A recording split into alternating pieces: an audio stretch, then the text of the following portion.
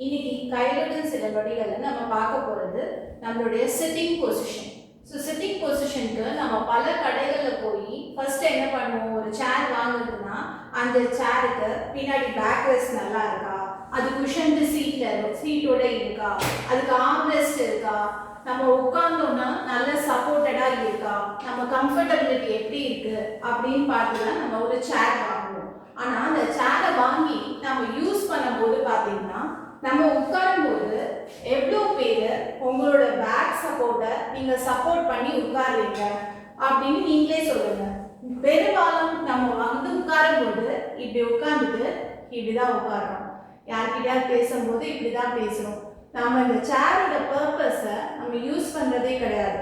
So நீங்கள் உட்காரும்போது உங்களோட சிட்டிங் பொசிஷன் எப்படி இருக்கணும்னா, நீங்கள் சேர்ல உட்காரும்போது உங்களுடைய பேக், உங்களுடைய பின்னாடி இருக்கிற உங்களுடைய தோள் பட்டை ரெண்டும் பின்னாடி நல்லா சேர்ல சப்போர்ட் பண்ணி இருக்கணும். அப்படி சப்போர்ட் ஆகிருக்கும்போது உங்களோட பேக் கம்ப்ளீட்டா ரெஸ்டடா இருக்கும்.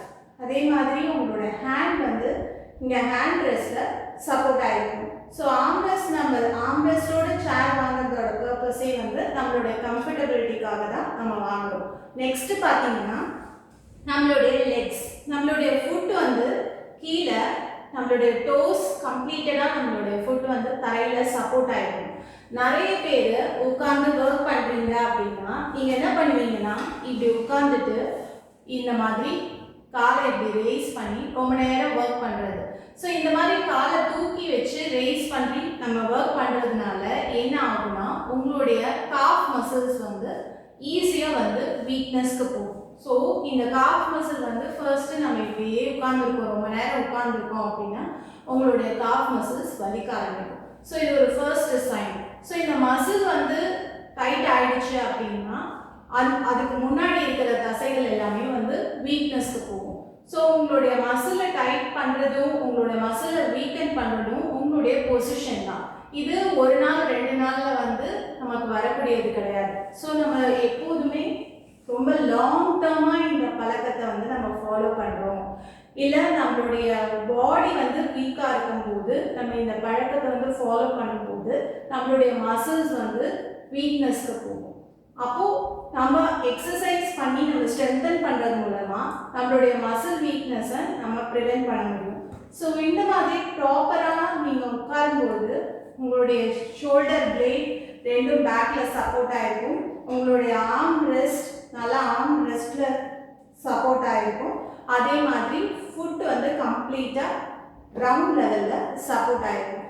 ஸோ இது வந்து உங்களுடைய கம்ஃபர்டபுள் பொசிஷன்.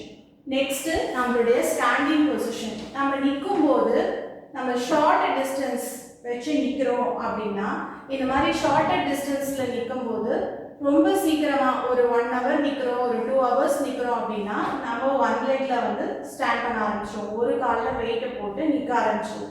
ஸோ அந்த மாதிரி ஒரு காலில் வெயிட்டை போட்டு நிற்கும்போது ஒரு சைடு ஃபுல்லாக நமக்கு வீக்னஸ் போகும். ஸோ அந்த மாதிரி நேரத்தில் நீங்கள் காலை நல்லா அகட்டி வச்சு நீங்கள் நிற்கிறீங்க அப்படின்னா உங்களுடைய சென்டர் ஆஃப் கிராவிட்டி வந்து உங்களுடைய line of gravity centre of கிராவிட்டிக்குள்ளே விழுகும். ஸோ அதனால் வந்து உங்களுக்கு ஈஸியாக வந்து ஒரு சைடு வீக் ஆகாது. இல்லை நீங்கள் இப்படி நிற்கும்போது உங்களுடைய லைன் ஆஃப் கிராவிட்டி அப்படியே ஷிஃப்ட் ஆகும். ஸோ ஷிஃப்ட் ஆகும்போது உங்களுக்கு பெயின் வர ஆரம்பிக்கும், ஒரு சைடு வீக்னஸ் வர ஆரம்பிக்கும். ஸோ இப்போ நீங்கள் 3 hours நிற்கணும், இல்லை ஒரு 4 hours நிற்கணும், நீங்கள் கிச்சனில் ஒர்க் பண்ண போகிறீங்க, அந்த மாதிரி சமயத்தில் உங்களுடைய கால்கள் ரெண்டையும் அகட்டி வச்சுட்டு நின்னீங்க அப்படின்னா அது உங்களுக்கு பெஸ்ட்டாக இருக்கும். இந்த டிப்ஸ் உங்களுக்கு யூஸ்ஃபுல்லாக இருந்துச்சுன்னா நீங்கள் லைக் பண்ணுங்கள், ஷேர் பண்ணுங்கள், ஃபாலோ பண்ணுங்கள், என்னை சப்ஸ்கிரைப் பண்ணுங்கள்.